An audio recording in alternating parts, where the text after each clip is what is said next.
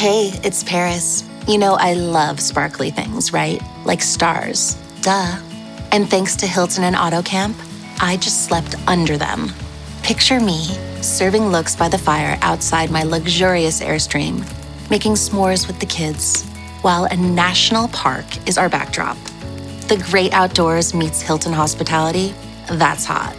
Explore all the new ways to stay at Hilton.com. Hilton for the stay. This episode is brought to you by Netflix. Becoming the most valuable sports franchise in the world doesn't happen without risk. A man who's willing to bet it all, and the players ready to make their own luck. America's Team, The Gambler and His Cowboys, is the story of the 1990s Dallas Cowboys and Jerry Jones's impact on NFL history. Featuring interviews with iconic 90s players and more. Watch America's Team, The Gambler and His Cowboys, August 19th, only on Netflix.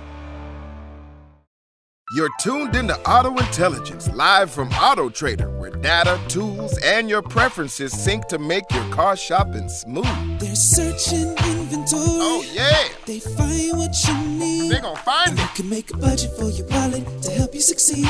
Pricing's precise and true. So true. It's smarter car shopping. Ooh. Just for you. Oh, it's just for you. Ooh. Find your next ride at autotrader.com. Powered by Auto Intelligence. Got some good news for your ears. More of that good stuff is coming up. And even better news for your hair. The best hair care is at Sephora. They've got all kinds of products for every kind of hair. From brands like Amika, Kerastase, Day, and K18. You knew where to get great audio. Now, you know where to get great hair care, too. Sephora. Good news for great hair. Shop hair care now at Sephora.com.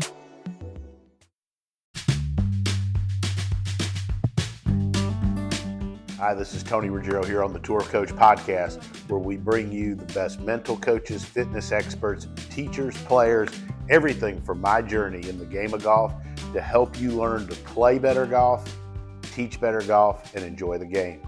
Come on in. We're going to have some fun. All right, so joining me here on the Tour Coach, two of my faves. Connor, you've been on the podcast so much lately. I think you're starting to get your own one here. I mean, look at what happens to you when you start being clean shaven and tidying up the. Not today. I got the scruff. Yeah, but it's better than it was. Anyways, and Wayne Flint. So Connor Luke and Wayne Flint. And Wayne, I was going to tell you where the premise of this started was, last week I had Peter Kessler on the podcast. You remember Peter, obviously, all those days. Yeah. You and I had dinner with Peter one time in Orlando down there. Great dinner. And certainly he says some things that can be, he can ruffle some feathers, I guess is the way to say it here or there. But his love of the game and his love of golf and the experience that he had with all those people on that Golf Academy Live is unreal. And he told some great stories. And I told him, though, that when I first started teaching under you and Hank, and then I got asked to do the radio, his show was the model for me. I remember telling you that, and I always put on the radio, my goal was always to help golfers of any skill level that wanted to get better, to give them access to the best information and the best people that maybe they weren't in their town or whatever, but where they could get great information. And the podcast, we go down a bunch of different roads and we talk about a bunch of different things. But I really wanted to make an effort to make sure we get back to doing that some, because that's what got us started down this road as dew sweepers, if you will, and all of us doing this stuff together. And ultimately is what created a place for Connor, because if it wasn't for all that, we probably wouldn't be doing it. And I thought it was interesting. Like so many of the people, can't break 100 or can't break 90, and then break 80. And I saw a series, and I don't know if it was Golf or Digest, to be honest. I'd probably get in trouble for not knowing which one, but it's break 100, break 90, break 80. And I thought we'd kind of do a little series on this and bring some different people in. But, Wayne, I said, you want to do break 100, break 90, and tell me what you said. I thought this was so indicative of, one, the truth, but two, how you teach and why you've been successful for so long. Well, Tony, I mean, I have people all the time that'll say that to me, and my answer is always the same. I mean, 190, it's the same thing. Mm-hmm. I mean, It's not the kind of golf we want to play. We want to get good. And, I look at people, and if they've got some physical ability and they don't have, any big problems with their body, they should all be able to figure out how to break 90 easily, be shooting in the 80s. And then I think you start mixing in more and more and more work, a little bit more precision in your work. And, the next thing you know, you got people shooting, 77, 78, and they're having a lot of fun playing golf. So, some people say, well, I hear you don't teach beginners very often. Well, I mean, as you know, I teach a lot of beginners. You do. You do. I teach a lot of people who've never touched a golf club. I taught 7 hours today already, and 2 of them are people that can't break 100 and 110, and they've played for 2 weeks. So, but, I guess I get known as the guy who doesn't teach beginners because I don't let my beginners stay beginners. I force that issue, and, I make them learn to do things that are important to getting better and shooting lower scores. And, back to Peter Kessler, the time we spent with him, and, we were with him 3-4 hours, and we were talking, and, we were driving to dinner, and he said, he forgot my name, and he said, well, he just called me the grip, because I talked about how important I thought grip was. And, even back then, I taught a lot of people. We do call you grip, man. And I do say, whenever you come to one of our things, somebody needs a grip change, I send them to Wayne Flint. Yeah. So, I did a lot of that work today with two of my beginners that can't play golf at all at this point. But, I've got their hands going on the club correctly, and I got to doing it time and time and time again. And, it's amazing when you just work on some simple things like grip and posture, and then I introduce pivot, back, and then introduce pivot on the way through. So, go ahead. And, once you introduce those fundamentals, man, good stuff starts happening. Low points start happening in the same place, and hand and wrist and arm functions start to work a little bit. And, to get them to be able to break 80, maybe you have to train them a little further along in those areas. But to get them off and running, that's really all you have to do. What I want to do is I want to do 10 things. Okay. So I'm going to start with you, Wayne. We're going to pick, and we'll each just go around the horn as you see it here on the video, and then Connor and then me, and we'll just go through. And so, Wayne, number one thing you would get advice somebody that wants to learn to break 100 or 90, where would you start with them? You touched on it. Summarize it for us. Where would you go? What do you do? I would certainly look at how they place their hands on the golf club. The first connection is your hands to the implement, to the club, and I would look at that first. I think that's number one. And you hear a lot of people and a lot of teachers out there and saying, well, I don't look at the grip at all. Well, okay, and I understand what they're saying a little bit. No, you don't. But if someone's coming to you and they can't hit it at all, you have to start somewhere. So I start with how they put their hands on the golf club. I train them how the hands go on there, and then I start to show them how the wrist hinge function starts to work, so that the hands can start working as a unit and start to control the club. So I think that's number one. Awesome. And we'll put this stuff up on YouTube as well. We'll write these tips down and put it out there. I might put Connor in charge of that. Connor, number two, where would you start? Make somebody break 100 or 90? Yeah, I'd start them with a wedge from 40 or 50 yards and teach them a pitch shot. That's great. And I like to explain to people, like, you put the face behind the ball, and where the face is pointed, I mean, that's where the ball is going to start, and that's where it's going to go with the wedge. And then they have an understanding of, if you're really a beginner, like, okay, that's what's controlling the club. Because, like, a lot of people come from sports like baseball or soccer where, there isn't a face. If you come from tennis, it's a little easier to understand. But yeah, and so you learn to hit a pitch shot, keep your feet in the ground, and see the ball go in the air, and then from there it gets, you can work it up. Well, the other thing about that too, to elaborate on what you said, is so much people that shoot 109 or 90 in those that get so many 30, 40, 50-yard pitch shots. Oh, geez. And Wayne remembers the gentleman I'm going to talk about. Peter Sanders, our good friend, who started Shot by Shot back in the day, and he was on the radio with me a zillion times. Likes a good glass of red wine too. And but he used to talk about eliminating errors inside 50 yards and 100 yards, and that the 100 handicap, 100 shooter, at 90 shooter made all these errors inside there, meaning that they didn't get it on the green. And if you can teach people doing what you just talked about, Connor, to get the ball up on the green, hit a proper pitch, I mean, they're going to shoot lower scores, For sure. right? Right. So that's a great point. I would start. I agree with Wayne. And from a golf swing perspective, I would start with the pivot. Obviously, that's kind of what I've got known for, and I teach a lot of it. But I think, like with Wayne, I know where he was going with putting that grip on there and getting that club to be able to hinge and work up and down the plane. I think I think in the top 10, after they get that ability and they can pitch it, really going along with you, Connor, on pitching, I think teaching them to pitch it using their pivot, develop the ability. I go back to what Wayne told me, sat me down over a pitcher of beer, writing stuff down on a napkin 20-something years ago.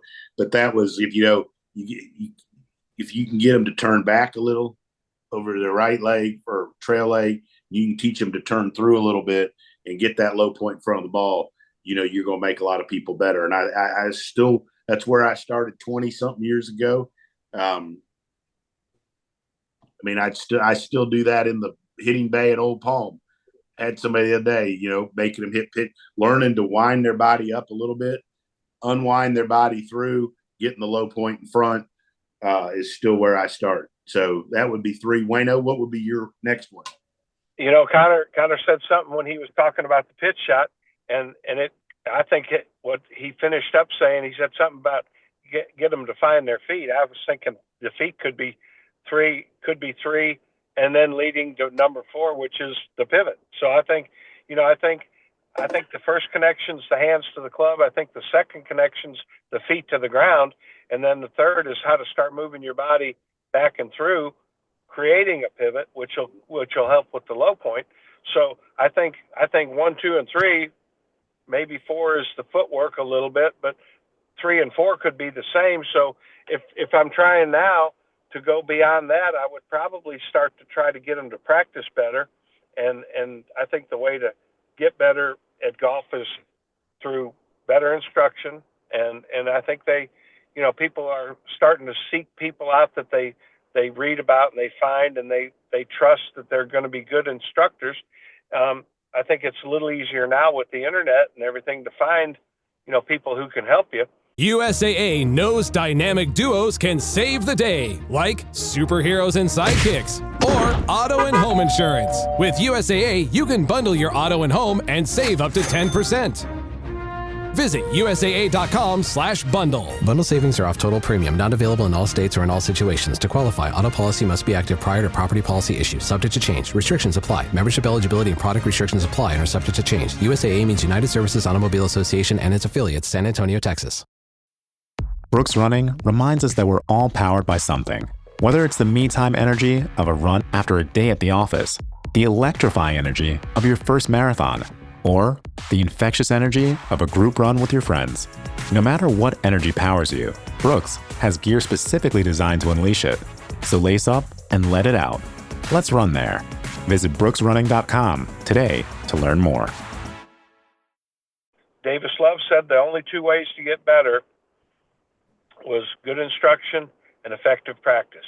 And he said the only possible way to practice effectively was to practice from a station.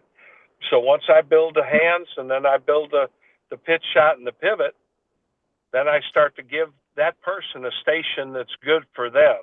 Maybe get an alignment rod in there that aims the club face at the target, and then another alignment rod at a 90-degree angle where you can start to figure out where the ball position is so that they can figure out how the movement of the body has to go to the right and then back to the left for a right-handed golfer to find the low point of the swing in front of the ball. So I get them to build a station that's designed specifically for them and what they need to learn to do, things that they may not understand or didn't know until they came and took a golf lesson. But then I try to find the place to make them practice effectively. That's brilliant. Really good stuff there, Wayne O'Connor. You're number 5. All right. So, if they can make a little bit of a pivot and hit a pitch shot I think you got to teach them to hinge the club, because I think Wayne already did that with grip. But did they hinge it, or did they just have their hands on that? Wayne, did you teach them to hinge it?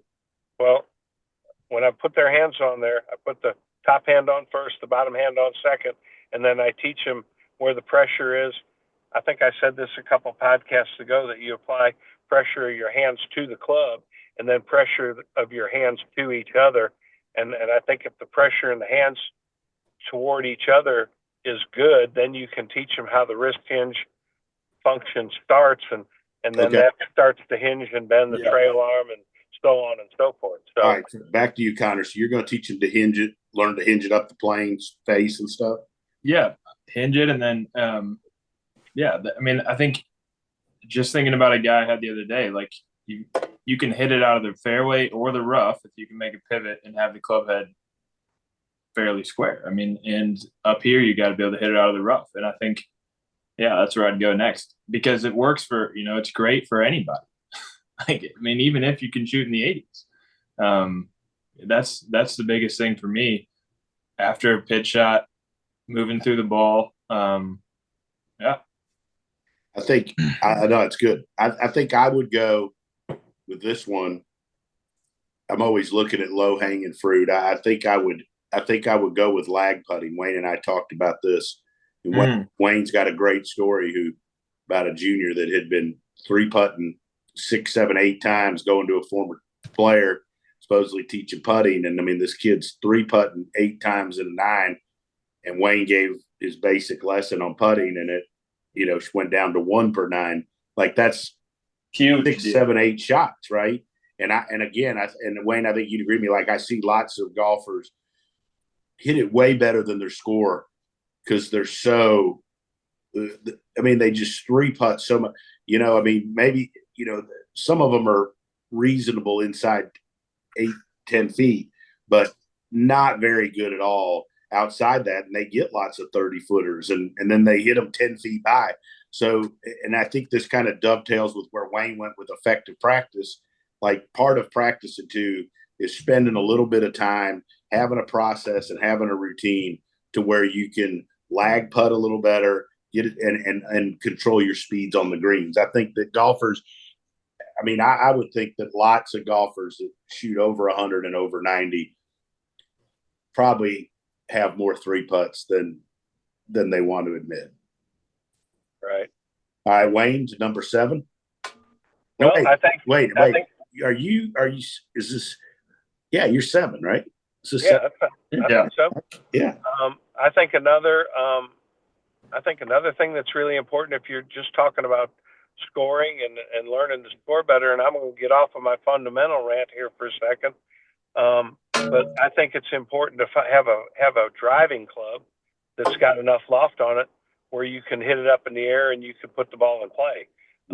You have to have a club that you feel like you can hit a shot with, that a safe club, if you will, and whether that might be your 3-wood or it might be a hybrid, or I certainly think that most beginners play with drivers that don't have enough loft to them. So something that has loft that you can learn how to hit a tee shot in play, using the skills that you're developing fundamentally, like grip and setup and pivot and all those things that we're going to put together as time goes on.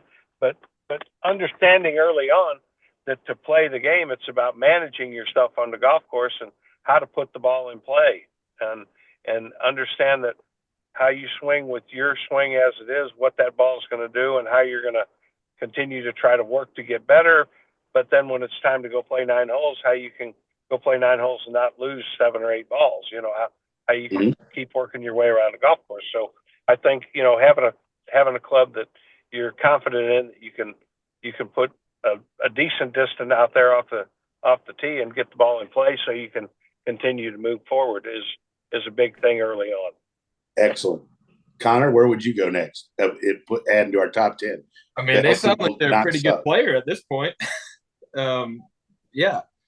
I mean, I think I would probably, from there, I'm going to try to figure out what part of their bodies isn't working very good and try to give them a way to make it better, whether that's their hips or their glutes or their shoulders, whatever it is.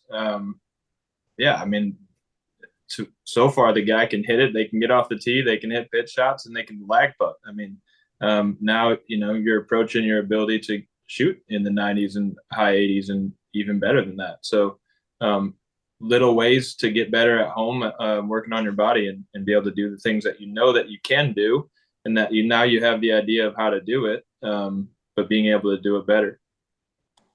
I agree with that. I mean, I think that we spend so much time, on the front end. I know I do, Wayne and you, on the very first lesson, whether it's, a full screen or what, but we look at their body and what they can, their mobility, stability, flexibility. I'm super excited. I know coming out in the next couple of weeks, Colby Tuyer's got an unbelievable app coming out that's going to allow us to be able to screen people and give them specific exercises and stuff, shoot them right to them on their phone. And I'm excited about the ability to do that. It'll streamline the process a bit, but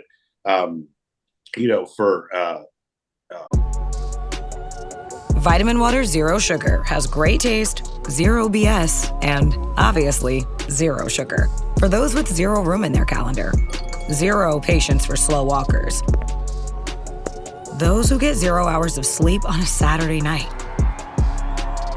have zero filter, zero given, and zero interest in grabbing a plain, boring water.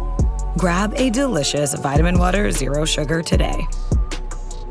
Does it ever feel like you're a marketing professional just speaking into the void?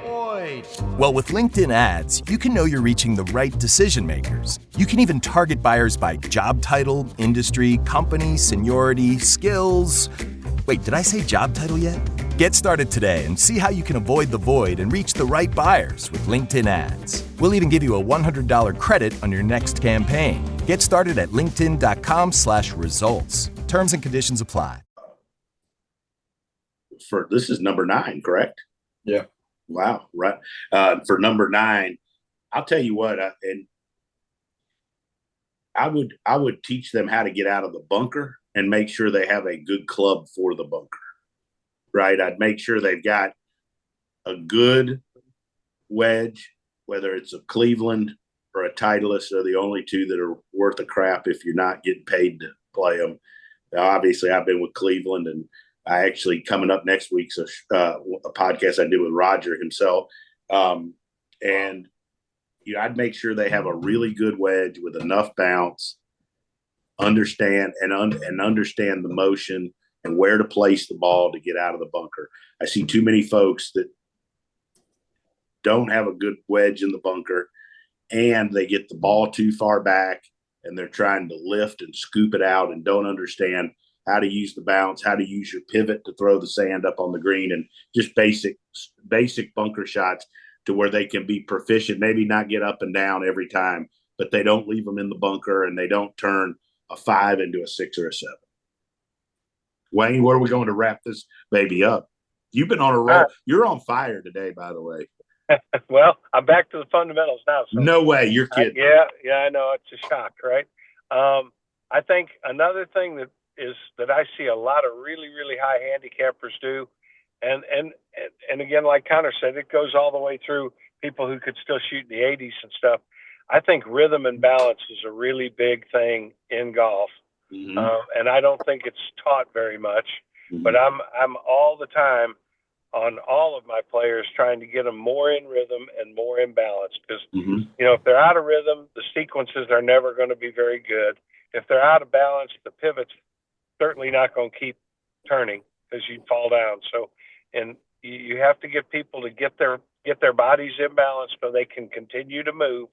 And I think you have to get their rhythm under control so the sequences can all line up and be going in the right direction, not working against each other, just swinging your arms and hands real hard and your body shutting down, but trying to get the body turn moving and the body turn pulling on the arms, pulling on the hands, and ultimately pulling on the club so that everything can stay in sequence with each other. And I think that really helps people hit the ball a little bit more solid, a little bit more often. And, let's face it, most solid shots don't curve off the golf course. It's when we really hit the ball badly is when the ball gets flying crazy and we lose balls and run the scores up, making triple bogeys and so on.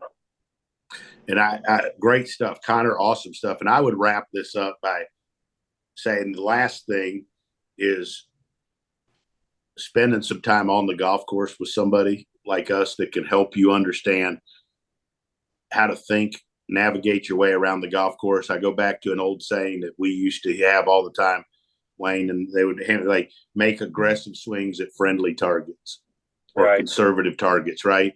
I see recreational players make scared swings at aggressive targets because they know if they don't hit a perfect shot, they're in a bad place. So, and I don't think that they necessarily understand how really good players think their way around. And so, that's what we spend so much time. I think that's why our junior golfers, Wayno, have gotten so good and they beat the shit out of everybody else because they've been around other. I mean, they do around other really good, great tour players, and they've learned how to get around the golf course. Well, they learned that not every target's a super aggressive target. Right. Yeah, that's exactly right. They pick friendly targets, friendly clubs, and then they carry it out very aggressively. But awesome. And that's all part of learning how to play golf. And I think that's what we all, in our group, I think that's what we do. We do spend a lot of time talking about playing golf and scoring and shooting better. I mean, let's face it, that's the fun of the game. The lower you score, the better, the more fun you have. Real quick, before we go, Wayne, you mentioned what you told that girl to help her putting. The quick thing about for everything in line, what's your basics for putting? Because this will help everybody that shoots above 90 and 100 make more short putts. I love to get the grip in the palm of the hands, and I like to get the shaft to line up with their forearms. And I try to get people to do that with the club in front of them, their elbows slightly touching their tummy, and I try to get the shaft of the putter parallel to the ground. I don't want the club head way up in the air where you can't feel it. I want the shaft parallel to the ground. I want the putting grip in the palms of their hands. And then I like to feel the weight of the putter head. I call it droop. I want to feel the weight of that putter. And I think that's the single biggest thing that helps people with their lag putting, learning how to control the distances when they can feel what the weight of the putter head is doing. I think when you get the putter picked way up and it's straight up in the air, I don't think you can feel the weight. You just know it's up in the air. But when you drop that thing down parallel to the ground, that putter head starts to feel like a sledgehammer out there. You can feel that in the tops of your wrist. And, that puts you in touch with the implement. And, I think that's what lets people really start to control the distance that they putt the ball. I mean, and Mr. Runyon taught me that years ago, and I haven't veered much from that over the years. I mean, it's a wonderful thing. And if you can just get people learning to hold the putter correctly, man, I'm telling you, you can turn anyone into a pretty good putter. I mean, I'm not saying everybody's going to be, the number one putter on tour, but everybody can get around in way less than 36 putts around. I can tell you that. Shout out to that last, you would love it. Peter Kessler talked about Paul Runyon and his chip and his short game stuff and lessons from him. Great stuff. Guys, thanks so much. We're going to do this again. We're going to do one on how to break 80 this next week. So I know we're going to be looking to all get together again. Connor, thanks so much and keep doing all the good work. Connor, let everybody know how to find you on social media real quick. Yeah, Connor Luke Golf. Perfect. On Instagram? Instagram, yep. Are you on TikTok yet? Nope. Man, you got to get on the talk. All right, Wayne, what about you? Let everybody know where to find you on Instagram and stuff. I think my Instagram is at Wayne Flint. And then Wayne Flint on Facebook, and I'm on Twitter under Wayne Flint. Man, that makes it easy. I'm obviously at the Dewsweeper on Instagram, DewsweeperTV on YouTube, and at the Dewsweeper on TikTok also. How about that? All right, guys, thanks so much. We'll be back next week. More help for everybody's golf game.